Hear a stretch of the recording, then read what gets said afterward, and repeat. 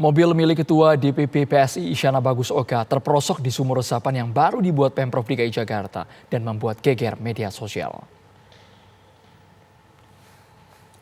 Insiden ini disorot setelah muncul tudingan mobil bolak-balik dan dituding sengaja merusak sumur resapan yang baru jadi.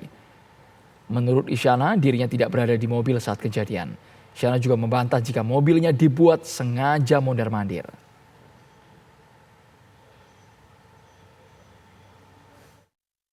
Jadi saya klarifikasi dulu bahwa saat itu mobil tidak bolak-balik. Dan pada saat itu juga sebetulnya saya tidak berada di dalam mobil.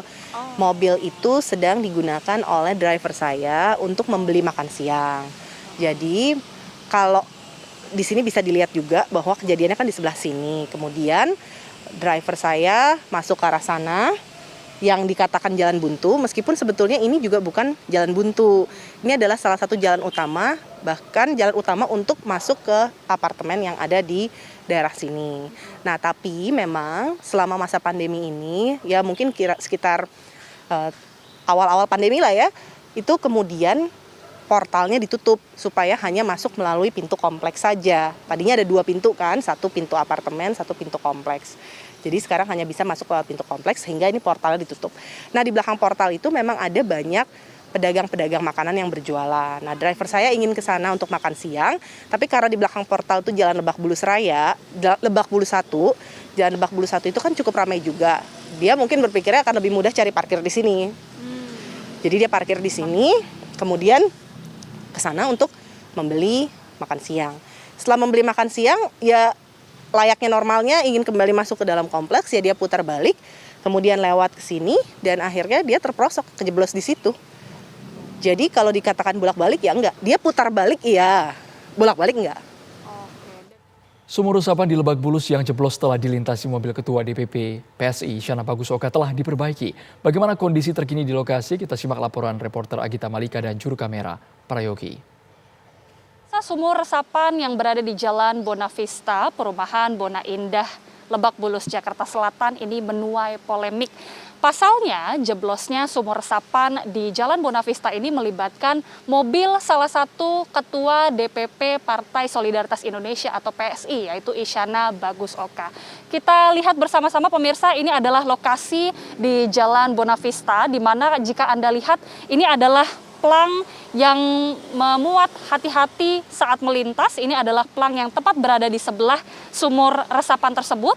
Namun memang berdasarkan keterangan dari Isyana Bagus Oka sendiri, pada saat kejadian terjerumusnya atau jeblosnya mobil ia ke dalam sumur resapan ini memang tidak ada plang yang dipasang di dekat sumur resapan ini. Dan bisa Anda lihat pemirsa bahwa kondisi sumur resapan saat ini memang sudah diaspal.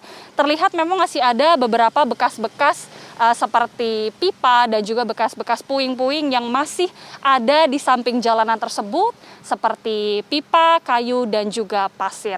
Tadi juga terlihat masih ada beberapa rongga-rongga yang nampak di bekas sumur resapan tersebut pemirsa.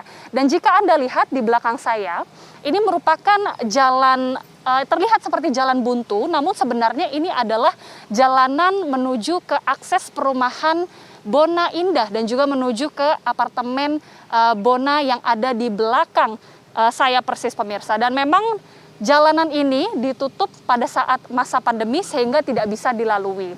Nah, Isyana ini mengatakan bahwa memang driver atau supir dari Isyana sendiri parkir di sekitar jalan ini meskipun jalan ini buntu dikarenakan ia ingin membeli makanan tepat di seberang sana. Dan kemudian pada saat ia melintas, ia tidak melihat adanya sumur resapan yang masih basah dikarenakan juga tidak ada plang ataupun adanya tanda-tanda yang menunjukkan adanya pengerjaan sumur resapan atau pembangunan sumur resapan di situ. Dan kita harapkan pemirsa bahwa dengan adanya kejadian seperti ini tidak lagi terulang adanya mobil ataupun kendaraan yang terjerumus ataupun jeblos di sumur resapan tersebut. Dari Jakarta, Agita Mahlika, Prayogi, TV One mengabarkan.